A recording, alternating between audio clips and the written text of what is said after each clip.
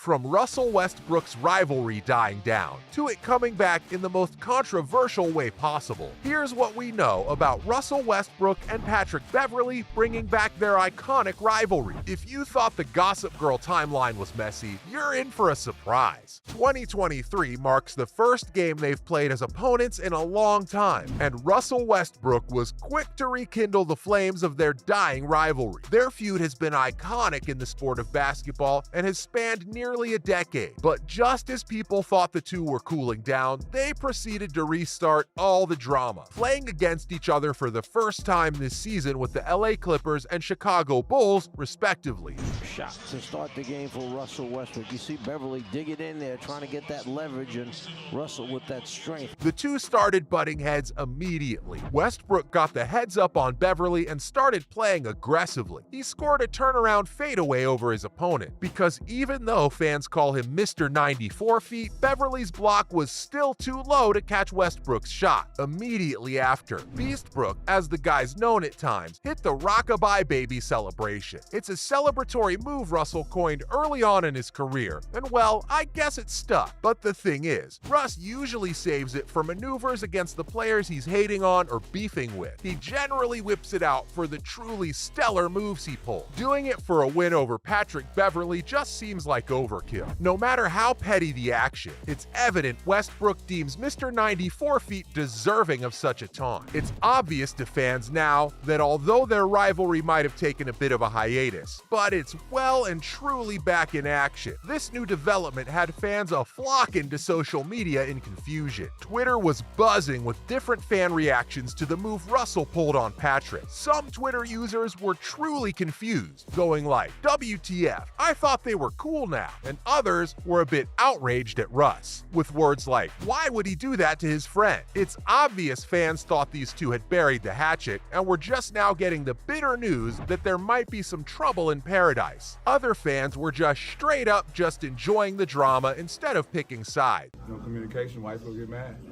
You got a friend, you feel some type of way, no communication, friend gets mad, so.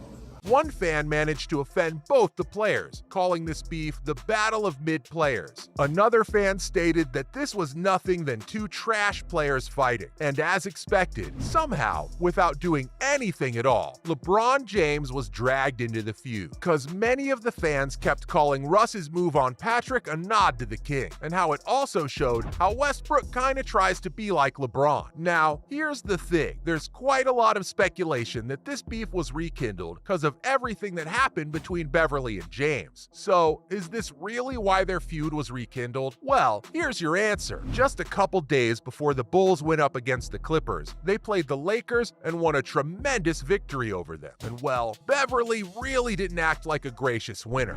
Another look at that Pat Bev move. He stops and pivots and then a little jump hook and then he got petty, real petty. While the Lakers were recovering from the humiliating defeat, Beverley said a few inappropriate things on a podcast. Basically, he told the sports analyst, Shannon Sharpe, that his favorite basketball team, the LA Lakers, kinda sucks. Beverley went on to talk about his own days with the Lakers. He clarified that he wasn't traded out of the Lakers last season, but left himself, and none of his words stemmed from bitterness. But the trolling got a little personal when he started jabbing on fan favorite LeBron James. Mr. 94 feet called him too small to defend all his shots and gloated about his win right in his face. That did not go over well with fan bases, and I guess Westbrook was a bit miffed too. Russell has always been close to James, especially back when they were on the same team. When Russ was getting traded out of the Lakers, LeBron had a special message for him, saying he played some great games as a Laker and it was really enjoyable having him as a teammate. I guess this is why Russ thought he had to stick up for James and rekindled his and Bev's rivalry to get some well-deserved vengeance.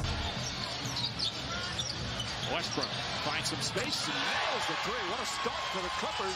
But where did this feud even start? Why do Patrick Beverley and Russell Westbrook hate each other? Well, it started back in 2013. Russ had been on the OKC Thunder's team playing against Bev on the Rockets. One aggressive move from Beverley, and Russell was out for the count with a nasty knee injury. He came up hobbling, and his Iron Man streak came to an end that day. Definitely after the game, my knee was hurting.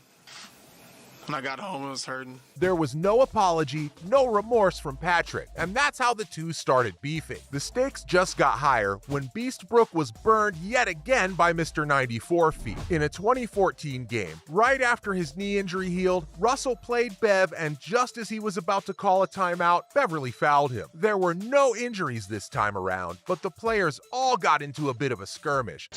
But Kevin McHale takes exception because of the right elbow that and had to be separated by a couple of referees. 2 for 2, and Westbrook was positively fuming. Their on-court scuffles continued over the years, with each exchange more heated than the last. These little kerfuffles are where the Rockabye Baby celebrations were born and directed at Beverley. All this buildup came to a head in 2019. Doing to Patrick Beverley right now. Beverley who's a good defensive player, just can't keep him in front of him.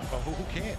Russell Westbrook made a really bold statement against his competitor. He claimed Pat Bev had tricked all his fans into praising him. He was supposed to be on defense, Russ said about Patrick, but had tricked everyone into thinking he was doing a good job in his position, when in reality, all he does is run around and do nothing. According to Westbrook, he don't guard nobody. Well, Mr. 94 feet did not take that comment lightly. He made an appearance on JJ Riddick's podcast, The Old Man in the Three, and partook in a bit of trash talk of his own. He claimed that Westbrook actually damaged his career quite a bit. According to the Bulls' star player, coaches, players, and even fans were looking at him way differently ever since Russ opened. A well-timed tweet was also aimed at Westbrook from Pat Bev's account, the day of the trade-off deadline in 2022, where he recalled his trashy words from 2019 and sarcastically called him the real magician. It stung extra bad because Westbrook had been having a torturous season with the Lakers. Obviously, the way I play the game, fast-paced, quick, stop and go, and I just happened to just put myself in.